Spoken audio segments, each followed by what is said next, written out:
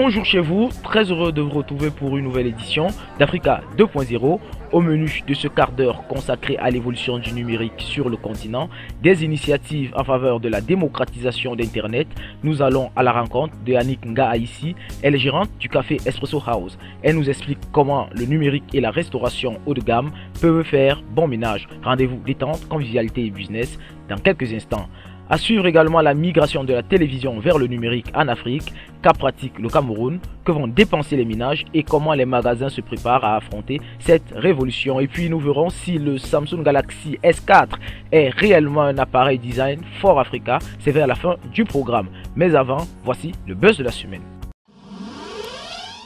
Bonjour à tous, cette semaine, la tutosphère camerounaise s'est enflammée pour commémorer le 99e anniversaire de la mort de Rudolf Douala Mangabel, l'un des héros de la résistance contre le protectorat allemand au Cameroun. Le roi Douala a été pendu ainsi que d'autres personnalités par la troupe coloniale le 6 août 1914 pour haute trahison. Une histoire cocardienne qui a suscité les commentaires les plus enflammés sur les réseaux sociaux. Cette commémoration est également un excellent moment pour se souvenir que le Cameroun a été sous la domination allemande, britannique et française pendant 76 ans et que les valeurs que ces premiers martyrs défendaient restent intactes.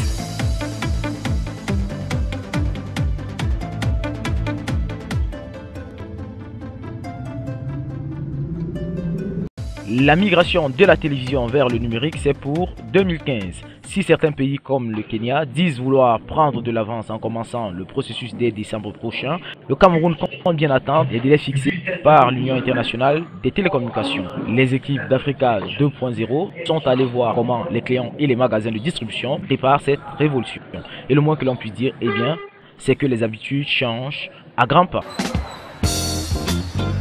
La mode semble avoir envahi tous les magasins d'équipement électronique de la capitale camerounaise. Les écrans plasma ou à cristaux liquides ont littéralement remplacé les anciens téléviseurs sur les rayons. Et l'une des raisons de ce dynamisme est que ces appareils sont de plus en plus accessibles. Disons qu'actuellement le prix est encourageant par rapport à quand les écrans sortaient, c'était plus cher. Mais aujourd'hui on trouve des écrans à moins de 200 000 par là. 232 pouces, moins 200 000. Il y a des écrans de 229 000. C'est intéressant. Mais l'argent n'explique pas tout. En 2015, le Cameroun, à l'image des autres pays africains, devra avoir terminé avec la migration de sa télévision vers le numérique. Déjà, les anciens téléviseurs sont interdits d'importation.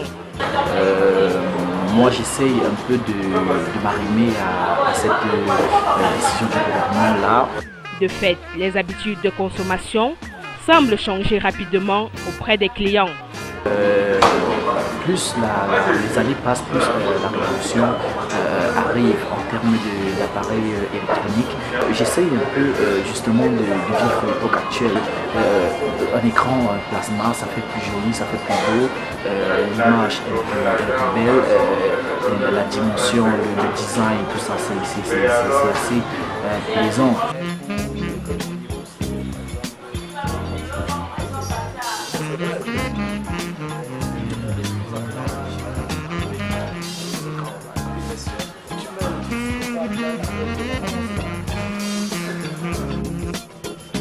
Des écrans plaisants donc, qui nécessitent pour l'instant un investissement supplémentaire pour illustrer leur potentiel. Non, en réalité, la qualité, les écrans là ont une très bonne qualité. Hein. Mais vous savez, la qualité de l'image dépend du gain. Et justement, quand les clients arrivent ici, ils sont fascinés par notre image. Mais à la maison, avec le câblage et tout, tel n'est pas le cas. Parce que ça, c'est des écrans haute définition qui aiment vraiment un gain assez suffisant, au moins 34 décibels, pour avoir une image de très bonne qualité. La migration de la télévision camerounaise permettra de gommer cette exception dans quelques mois, tout en assurant aux ménages une plus large gamme de programmes et de services. Actualité en bref, dans le reste de la planète numérique, Microsoft a enfin consenti à mettre sur le marché la version Android de sa suite bureautique. Une bonne nouvelle pour les utilisateurs de smartphones dont le système d'exploitation est propulsé par Google. Petit bémol tout de même, Office pour Android n'est disponible qu'aux États-Unis et reste une exclusivité pour les abonnés du service en ligne Office 365. Et puis cette info console hallucinante, 3 mois avant sa sortie, la nouvelle PlayStation de Sony est déjà en rupture de stock en France. À titre de rappel, la PS4 qui sera disponible en Europe pour la Noël devra coûter 260 000 francs CFA environ. Terminons cette séquence par des nouvelles de jeux vidéo. Electronic Arts et son partenaire Danger Clause viennent d'annoncer la suspension de la série Medal of Honor, un FPS qui date de 1999. En attendant le retour éventuel de la production sur console et sur PC, je vous propose en souvenir la bande-annonce de Medal of Honor Warfighter. A tout de suite.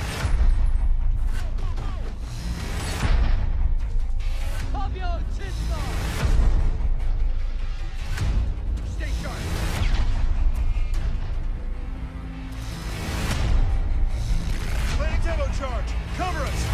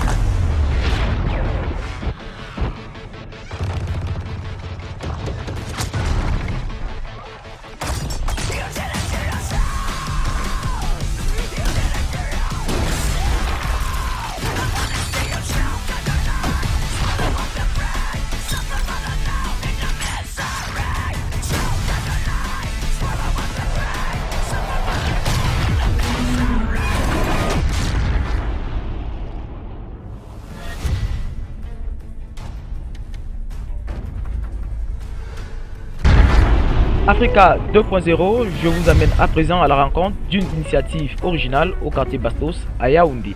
Yannick Nga ici est gérante d'un café-resto haut de gamme et cyberactiviste à sa manière. Espresso House, je crois que la particularité d'Espresso House, ici au quartier Bastos, c'est déjà son restaurant.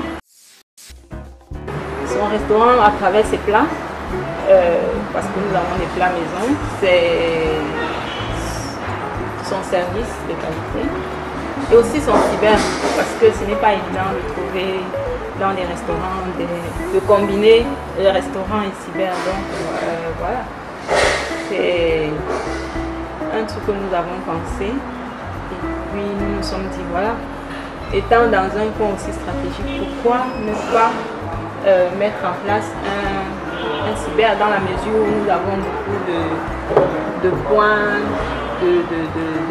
bref, de Wi-Fi qui passe un peu partout. On s'est dit pourquoi ne pas mettre un cyber. Et même aussi, je vais dire, à la demande des clients. La valeur ajoutée, c'est quoi? Déjà, c'est un partenariat gagnant-gagnant. C'est-à-dire que nous, au niveau du restaurant, ça nous permet d'avoir plus de rentabilité et plus d'efficacité, dans la mesure où un client qui vient se connecter au cyber peut se retrouver en train de consommer, et c'est ce qui arrive le plus souvent. Vous savez maintenant, le numérique a atteint un niveau un peu élevé au niveau du Cameroun.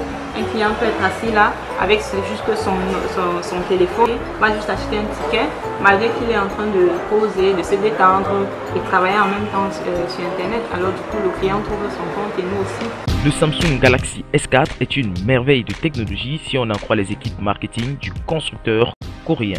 Mais qu'en pensent les utilisateurs patentés d'Africa 2.0 qui ont scruté l'appareil dans nos climats chauds?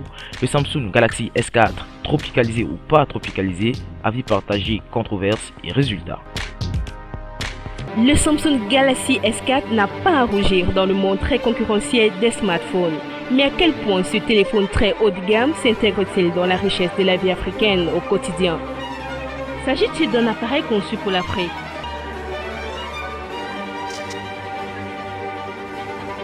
Ce qui me bluffe dans le Samsung Galaxy S4, c'est d'abord la taille de son écran. Nous avons annoncé 19-20 pixels x 1080. Donc c'est un écran assez large. On parle d'un extra wide. Ma foi, je trouve qu'il pourra encore faire mieux. Je vous dis pourquoi. Au niveau de l'ergonomie, vous allez vous rendre compte que c'est le seul téléphone qui actuellement est fait avec de la matière plastique. Pour nous les Africains, je crois que c'est un must. Étant donné les chutes et tout le reste, c'était une idée à laquelle il fallait penser.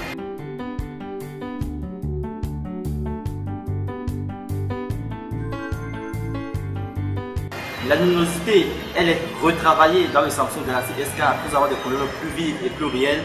Ce qui nous renvoie également parce que nous savons qu'en Afrique, les couleurs vives, c'est notre dada. Luminosité avec un contraste de couleurs plus ou moins réaliste et qui ont tendance à traduire la chaleur qu'est l'Afrique, que représente les tropiques.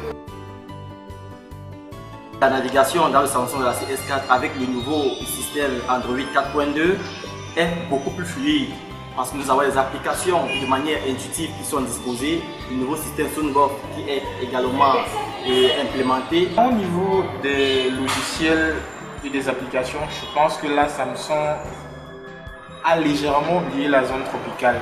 Pourquoi? Parce que vous allez vous rendre compte que sur 95% des logiciels et applications dont dispose le GS4, il faut approximativement une connexion de 4e génération.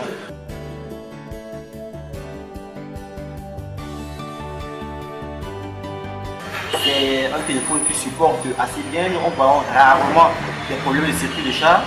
Elle tient environ 2 jours et on parle de 14 heures en appel. À ça, il faut ajouter que Samsung Galaxy a une autonomie de près de 9 heures en vidéo ou en musique.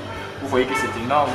Même les laptops dont on dispose chez nous n'arrivent pas à battre ce record. Alors messieurs, le Galaxy S4 est-il tropicalisé ou pas tropicalisé? Tropicalisé. Tropicalisé, mais pouvait faire mieux.